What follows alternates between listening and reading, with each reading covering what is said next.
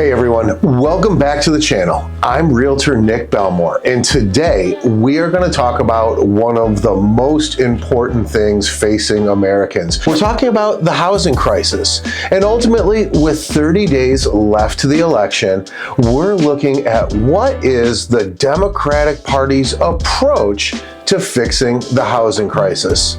There's a lot of different plans out there. We went right to the sources. We went to the parties themselves. We went to some of the major government organizations, and we're going to dive deep into the details of the Democratic Party's approach to addressing the housing market. Much of the Democratic Party believes that government intervention and increased budgets into housing support is a big answer to the housing crisis today. So let's take a minute and let's dive into some of those details. The first part of the Democratic Party's four-pronged attack on fixing the housing crisis is adding more supply into the system, specifically supply that is focused on low-income and middle-income families. So how do they do that? The party plans to invest billions into programs like the Housing Trust Fund, which is designed to provide financing for construction of low and middle income family homes as well as multifamily homes.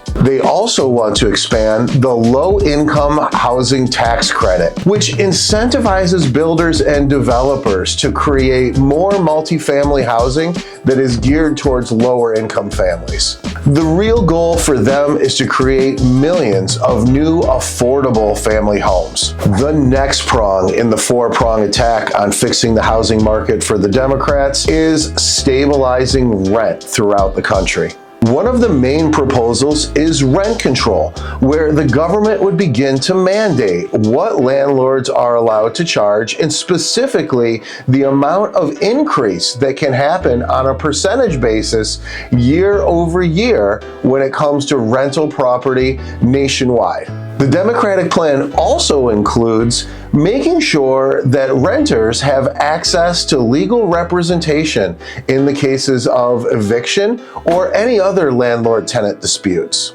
The third major pillar in the Democrats' focus on helping the housing crisis move forward is a renewed focus on federal housing assistance programs. The Democratic Party believes that the government needs to play a bigger role in helping lower and middle income families be able to afford housing. For example, the Democratic plan would like to address more Section 8 housing vouchers, which allow lower income families to supplement rent in the private market, as well as create and repair much of the public housing that has been underfunded for years.